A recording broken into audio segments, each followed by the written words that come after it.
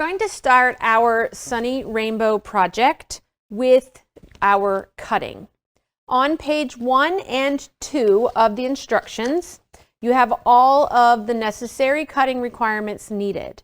We do want to make a mental note. There are some additional requirements that are listed in the pattern that you don't actually need for this project. So ignore the freezer paper and the fusible web. That is not necessary. And I want to make note that the cadet confetti cotton that is in your kit, now it looks a little bluer here on camera, it's more of a cadet military patriotic blue, is very, very close in the amount of yardage that is required for your project. So check your measurements twice and cut once. I highly suggest before you cut all of these strip units that you cut one strip and then do the necessary subcuttings and only cut the additional strips as necessary. That way you may be able to use some leftovers of a previous one without having to cut a full strip to actually end up cutting maybe one square out of. A few other products that you're going to need, because this project is foundation paper pieced, is you may find a small 28mm rotary cutter helpful. You're going to need an add a quarter ruler. The smaller 6-inch length is just fine. If you have a 12-inch, that's fine as well. They have both add a quarters and add a quarter plus. Either one of them works. The add a quarter plus is a little bit wider and gives you kind of a built-in folding edge, but not required.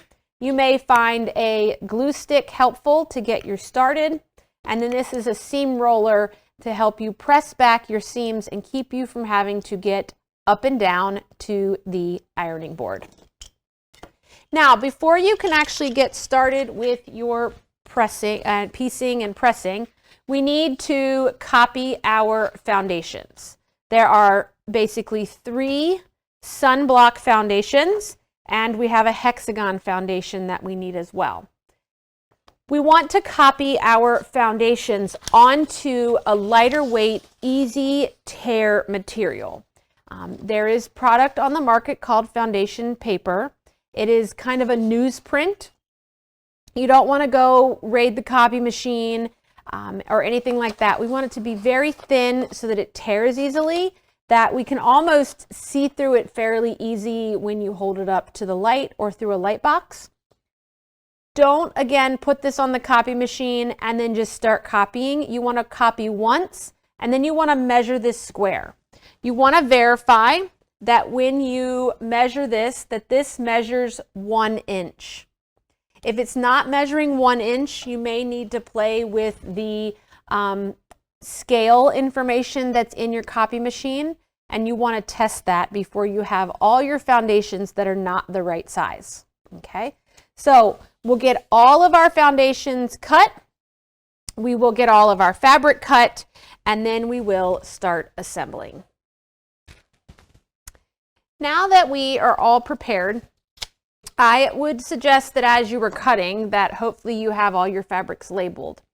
I like to pile my fabrics in the numerical order of the way I'm going to use them so that I can make sure that I have the right pieces in the right location. Now, if you can count, you can paper piece. It's not a problem. We are going to sew in numerical order for this entire unit and for all the units that we're going to make. The hardest part of paper piecing is getting started.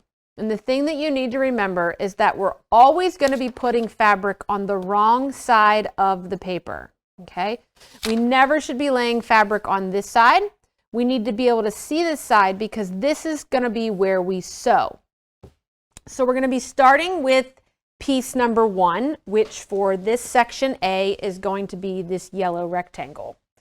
Now, I like to, before I fold over in place, I like to take either my add a quarter, the inserts that come out of magazines, any piece of cardstock, and I kind of like to fold along the lines to show me where piece number 1 is. This way, when I do turn my paper over, I know that piece number 1 needs to make sure that it covers all of this particular area. If you happen to have a light box or you're sewing in a room close to a window, that can also be helpful because you can lay your fabric there and then hold it up to the window and be able to make sure that you are at least 1/4 of an inch beyond all edges of the boundaries of shape number 1. So I'm going to get my piece laying on the wrong side of the paper with the wrong side of piece number 1. Okay. You may also find taking a little dab of glue and using that to kind of hold this piece in place so that as you're raising and lowering and flipping this, that it stays where it belongs. It's hard to use pins for a lot of things with this because the paper is thin and you don't want to put too many holes in it. So once we have the wrong side of piece 1 to the wrong side of the paper, covering all of section 1, I'm going to come back and I'm going to fold between lines 1 and 2. Okay. So I'm going to fold back between lines 1 and 2, and I'm going to take the lipped 1/4 inch edge of this ruler and we're going to butt it up against that fold. What we're doing here is we're trimming 1/4 inch away from the seam so that we know exactly where to place fabric number 2. So I'm going to trim that to 1/4. We'll unfold this and then flip it over. I'm going to take piece number 2. We're going to put piece number 2 right sides together. Now, it's hard to tell with this white because there's no right or wrong to it, but if this was a piece of fabric that had a right or wrong, you would be placing this right sides together. Okay? Right sides together. I'm going to center it there. If you are concerned about if you've covered a particular space, it's a funny angle, especially if you're using scraps or something, you can take a pin and you can pin right on the seam allowance where you're going to sew and then fold this back, hold it up to the light and make sure that all the fabric extends at least 1/4 of an inch beyond all of the boundaries for fabric number 2. I usually hold mine up to the light if I don't have my light box out. Once that's good, I'm happy with that. I will take my pin, and I do turn my pin sideways because we're going to go to the machine and we're going to now sew right along the line between shapes 1 and shape 2. We want to start exactly at that point. We don't want to be starting off into piece number 5. We want to start at this point, and we're going to sew all the way and finish at the other end. I have shortened my stitch length to about a 1.5 in stitch length. We want it small and tight. That's going to help hold your stitches together when we start tearing this paper out. It's going to help perforate it. All right, so travel over here to the machine. I'm going to make sure that everything is where it's supposed to be. I'm going to drop my needle down, making sure I'm going directly into that beginning point, and I'm going to stitch. You can backstitch a few stitches if you want. You can tie a knot if you like. It's completely up to you. You just want to make sure that you don't go too far past or beyond the end point of that line. Okay, and then I'm going to cut.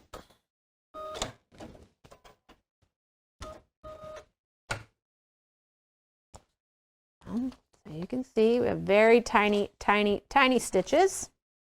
And then we're going to fold back along that line. You can use your seam roller there as well. So we've done the boundary between 1 and 2. The next line or the next shape we sew is 3. And we're going to repeat this process. I'm going to fold back between 1 and 3. Trim my 1/4 of an inch.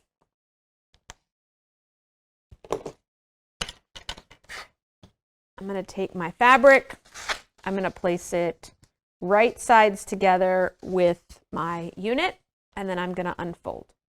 If you don't trust yourself, you can pin and check or just go for it.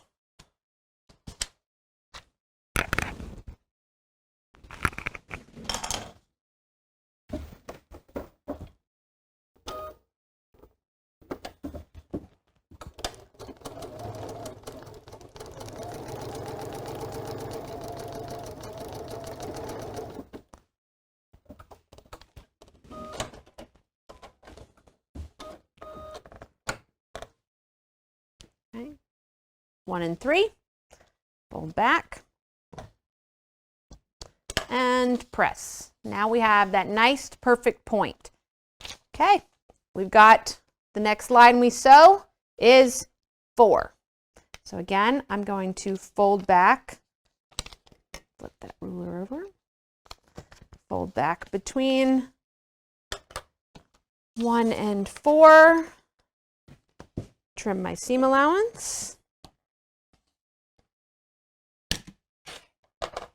take piece number 4. I usually lay it right side up on the table so I can put this right sides down, making sure that I match my seam allowance, that I'm centered enough to be able to cover this shape. And then we can go back to the sewing machine and sew that unit.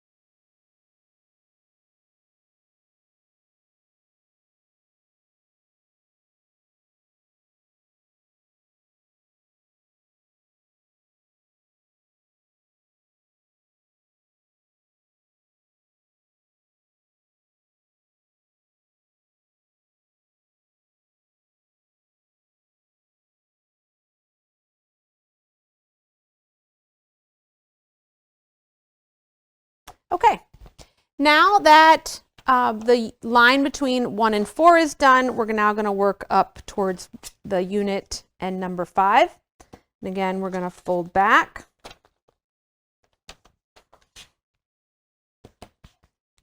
quarter of an inch,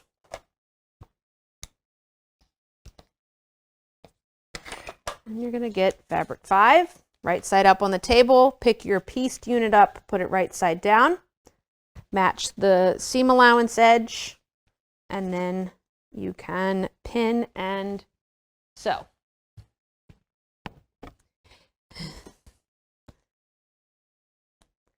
Now, if you have multiples of these, not if, you do have multiple A units that you need to make for this project, we suggest that you take all your A units and join all the 1s and 2s.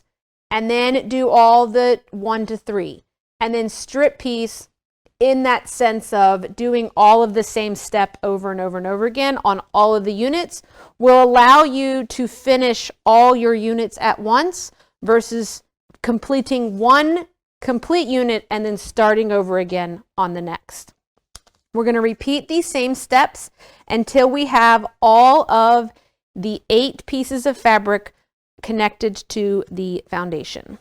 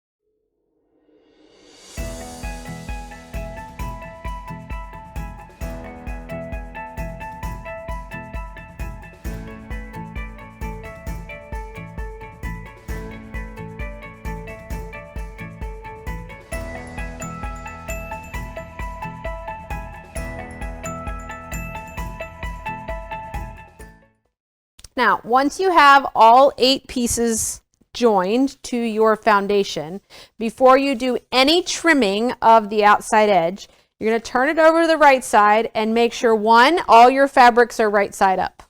Okay? So you should be looking at all the right side of your fabric. Then the next thing that you want to verify is that you have fabric that extends at least out to the outermost edge of this project. Okay? If all of those things pass, you can take your rotary cutter and ruler, and we're going to trim on the outside edge. Okay? This line is the line you're going to trim to. Do not cut on the inner line, outermost line. Okay, the inner line is going to be our seam allowance.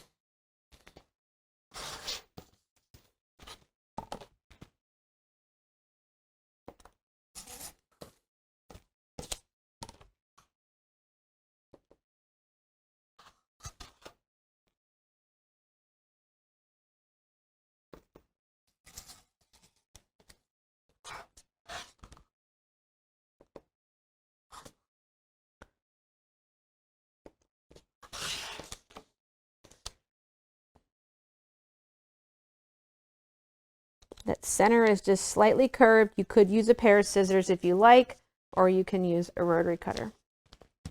Okay, that is foundation unit A for the sun.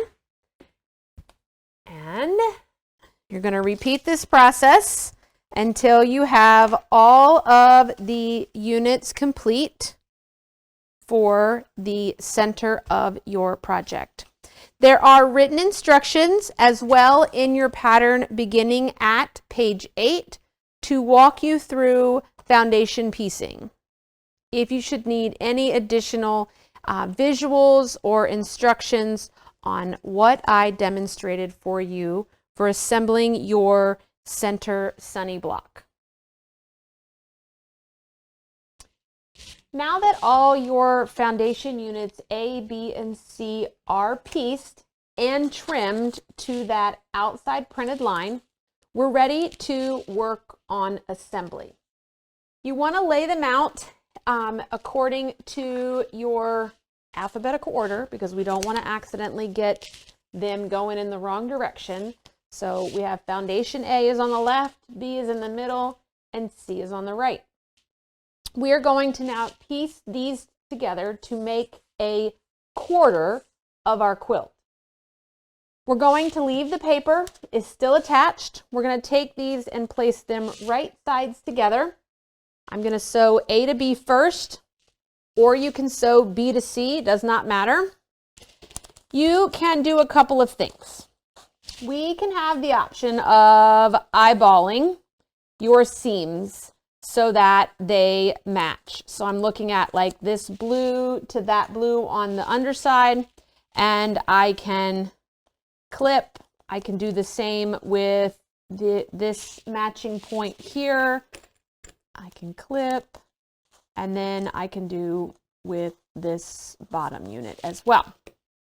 If you prefer a little bit more of a fussier method, you can do a pin method. And so what we do is you take the pin down in the seam allowance right at where it intersects your outside seam. It should pretty much bring you right into that seam allowance. And then we're going to shoot for the same location for our pin to come out, the same location on the other foundation unit. Now, the key to this is don't take and turn this pin and use it to hold your unit together, okay?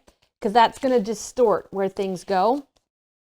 What you're doing is once you put the pin in there, you want to move it around until your pin is either perpendicular or vertical and it's straight.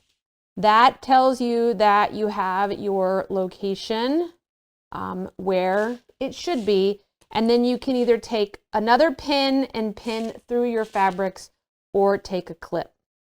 I prefer to use clips in paper piecing, because in some of these areas you may have a lot of seam allowances coming together.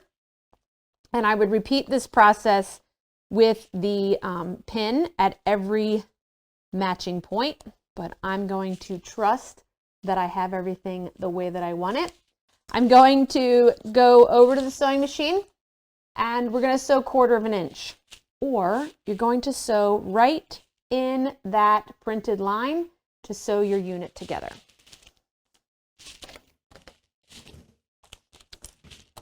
Make sure that you backstitch at the beginning and the end. And even though the line does not extend all the way out to the outside edge, I'm going to start all the way at the outside edge.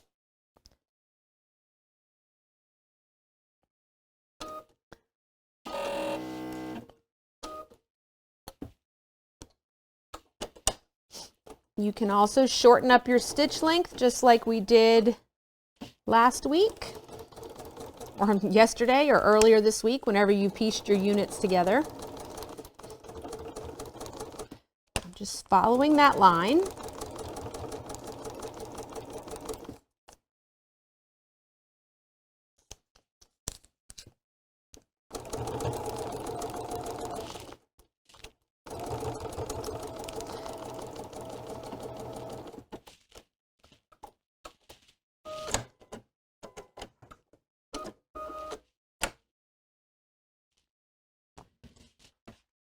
This is what we're shooting for, our 3 pieces sewn together. We have our 2 units, okay? Check to make sure. I'm pretty happy with how those points matched. And then I would repeat this process, adding my other piece to the opposite side. For pressing purposes, I would press these seams open. Once you have your units sewn into this shape, the pattern tells you that you can remove the paper, okay? Very carefully remove the paper. Don't go all willy-nilly and start yanking. We don't want to distort any of the edges, but if you remove the paper along the seam allowance, you can then easily press those open, and then you can start removing the insides as well. Once we have got all of our units sewn, our next step is to work on creating the curved piece that's going to go inside of this unit. You have foundation template D in your paperwork. We're not actually going to stitch on this foundation. It's just there as a template that we're going to use. So I have a copy of it. I'm going to very carefully trim right along and right next to the printed edge. Okay, so that I've trimmed that printed edge off. I don't want to go too far to the inside because then that's going to make this smaller, and I don't want to be too far to the outside because then it's going to make it too big. I'm going to take the fabric D unit. We're going to lay this on top, pretty much matching the straight edge. Okay, and you can take a marker and trace that edge, and then I would take a pair of scissors or a rotary cutter and carefully trim that edge. You're going to do that 4 times so that we have the center unit that we're going to join to our 1/4 pieces of our quilt center.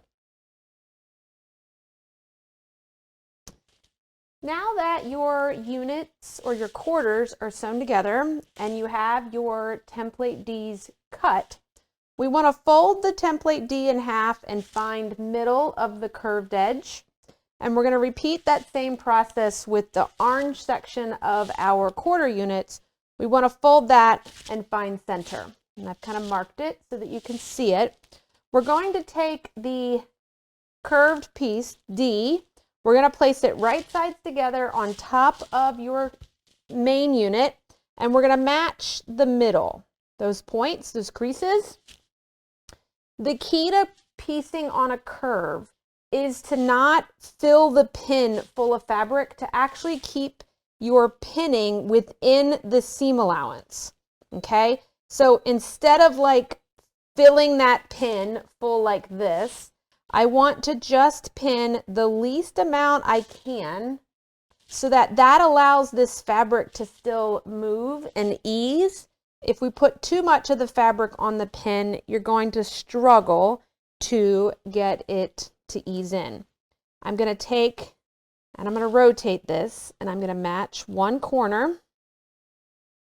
And again, I'm going to pin a small amount, okay? And then I'm going to do the other corner. Now, traditionally, you should be able to get this curve in here without needing any more than those 3 pins.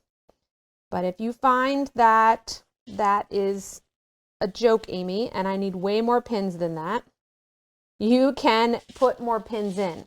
We're actually going to sew this from this side, okay, up on the machine. So our curved template D is going to go down, and we're going to get this section to ease in to that curve. Don't worry, as you sew, it will ease. So right now it's going to be a little awkward. It's going to, feel kind of funny. You're going to get frustrated. It's okay. Give it a try. And after we get this one sewn in, I'm going to show you an alternative. If you say piecing this curve is for the birds, Amy, and I don't want to do it. So I'm going to come to the machine. I'm going to lay my template D down, and I'm going to fiddle with this until I can get this lined up and underneath my foot. Now I like to use, this is the Taylor Seville Magic Pin, and I like to use a small pin. So this is the applique pin. It's only about 1 inch long, and that means that's just so I don't have all this excess pin that's sticking out here for my hands to get stabbed on, and that way it also allows a little bit more fabric ease. I also like to use a stiletto so that I can get a hold of my fabric that's underneath the foot and help hold that in place while I am sewing. So I'm going to take a few stitches to get myself my needle holding onto the fabric. I'm going to have my machine stop with the needle in the down position. I'm only worried about this curve. I'm not worried about what's happening over here, just what's on top of the machine right now. So I'm going to kind of bring that fabric up, use that stiletto to help pull that fabric out to match on the edge. We're still sewing 1/4 inch. Nice and slow. Just thank goodness we only have 4 of these to do. Okay. Come down. I'm getting a little close to the corner, the midpoint. So I want to resituate my fabric. The ultimate goal is don't sew any creases or, things down. So as long as the pucker is outside of the 1/4 inch, you'll be just fine. I'm going to sew up to that pin. Take my pin out. Raise my foot. Situate my fabric.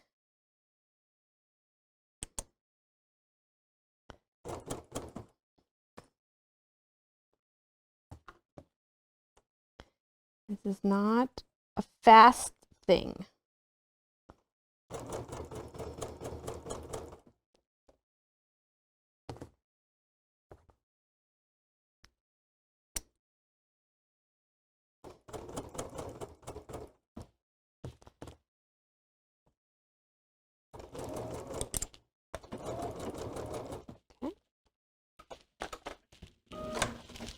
Let's take that back over here.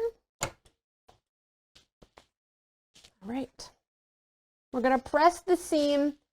It doesn't matter if you press that seam towards the yellow or away from the yellow. The rule of thumb, or what they say, is that the direction that you press the drunkard's path, if I press this away from the yellow template, that's going to make the yellow center look like it's sunk down. And if I press it towards the yellow, which is the direction I'm going, that yellow center is going to kind of stand up. It's going to look like it's up on top. So here is our curved piece. If your edges don't come out, you know, 100% even, maybe this one's even and this one's a little bit longer, just trim it up so that you have a nice 45-degree corner there. And then if that curve is not your thing and you want to try another option, what I would do is take your orange unit, fold under 1/4 inch so that you have a nice finished edge.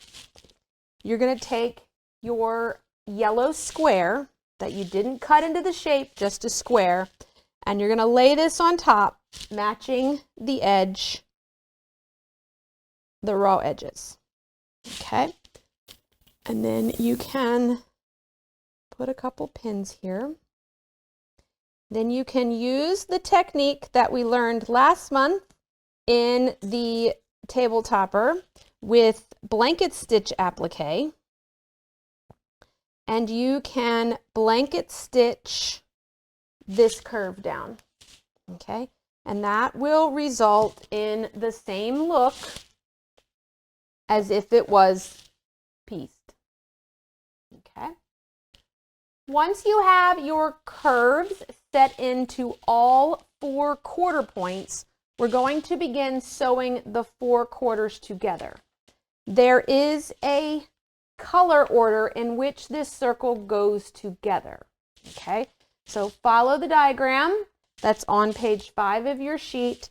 We're going to put right sides together 1/4 inch, press that seam open, repeat with the bottom unit, and then sew through the middle and press that seam open. And then we will move on to our borders. Now that your center sunburst is pieced and assembled and nicely pressed, next step is we're going to revisit paper piecing, and we're going to paper piece these hexagons that go in the second border of our project. We're going to use the same techniques that we use to piece our center foundation units. We'll start with the main colored fabric, wrong sides together to the back of our project, and then work through the 7 shapes that get foundation pieced to this. You will see that there is a particular order in which they get sewn together for this project. So once you have all your units foundation pieced and trimmed to this outside line, we can begin assembling it in this particular border. The first thing that I want to point out is the direction of the hexagon. The hexagon gets pieced with the widest points running left to right, okay, so that it's flat top and bottom. It is very easy to accidentally turn this because it is a square and piece your hexagon into the border with the points at top and bottom. Either one of them will work, but whatever option you choose to do, I would suggest you do that for all of them. In this border, when you are assembling it to the matching background rectangles, these seams are going to get pressed away from the hexagon so that you can see, there's my seam. Every seam is pressed away from the hexagon, okay? Once those borders are assembled, you're going to set those to aside. We're going to add the 4-inch border to the center of our quilt. We're going to measure your quilt because everybody's seam allowances are going to be slightly different. There is no exact measurement. So I am actually going to measure from top to bottom through center and make note of my measurement, which is 18 1/4. I'm also going to come over to the left and to the right of center and make note of that measurement. I am actually going to do 18 1/4. I'm going to cut 2 border strips, 18 1/4 in length. I'm going to fold them in half, and I'm going to match them to the midpoint of my quilt top. and sew with 1/4 inch. And then I'm going to press my seam away from center.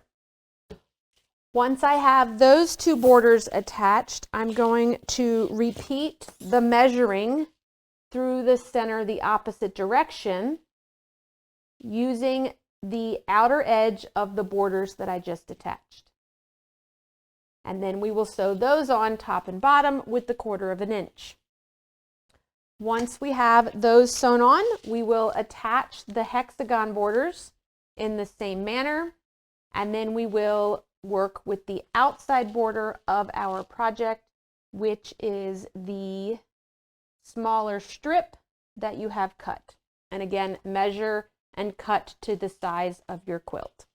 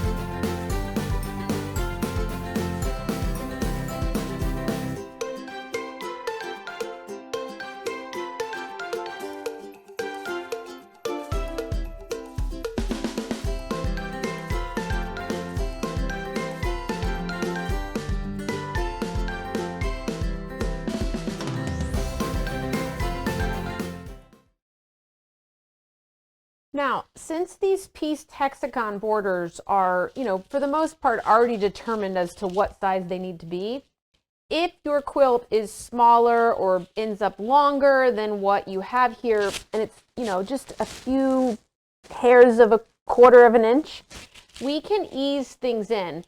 So we're going to find the center of the border and find the center of your quilt. We're going to match those, and we're going to make the ends match. And you can see that we have a little bit of easing that we need to do here. So when I go to the machine, I'm actually going to go to the machine and we're going to stitch with the larger piece of fabric down towards the feed dogs. That little bit of extra feed dog movement will very quickly ease that excess fabric in, and we don't have to panic about something not being the exact size.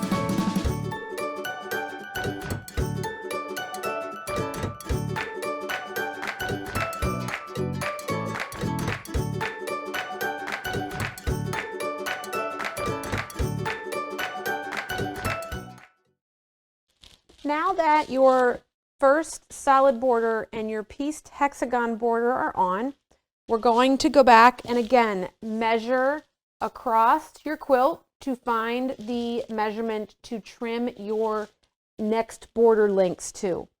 She gives you an idea that it should be around 31.5, but your quilt may be different. Ours is actually 31 3/8. Now, we like to cut our borders to length and then align them to center and match to help keep the quilt square. And this is going to help it lay flatter, especially if you're going to have it long arm quilted or hang it on a wall. If you check out our virtual Breakfast Club presentation from February 26th, 2022, which we'll link here at the end of this video, you will see all about why we prefer to measure and cut borders versus slapping them on and sewing them to your quilt top.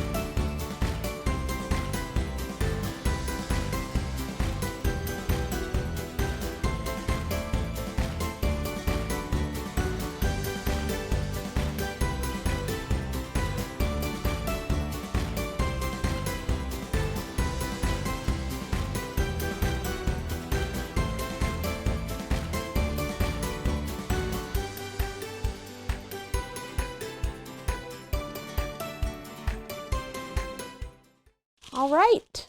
Once your borders are attached, your quilt top or your table topper is complete. Let's talk about the quilting. Here is the quilting suggestions that I have for this project. Actually, very, very easy. In the example that you have in your pattern, there is some echo quilt stitching that is going on inside of each of these shapes. Pull it out here so that you can see. So in each of these shapes, about 1/4 inch from the edge, it's echo quilted. They do have a decorative motif that has been quilted in the center, but if you're not super happy with your free motion quite yet, you could easily stitch in the ditch through the center. You could echo quilt around this edge as well. And then outside here in the blue, we just have radiating lines out from the edge towards the center. And then you can see that in the hexagons, there is a little bit of echo quilting inside the hexagons as well. And then once you are layered, quilted, trim, and then attach your binding. And your table topper for June is now complete. And we'll see you here next month to finish our July tabletopper, bursting in the air with our patriotic feel. Thanks so much, and be sure to share your images and tag us so we can see your beautiful masterpieces.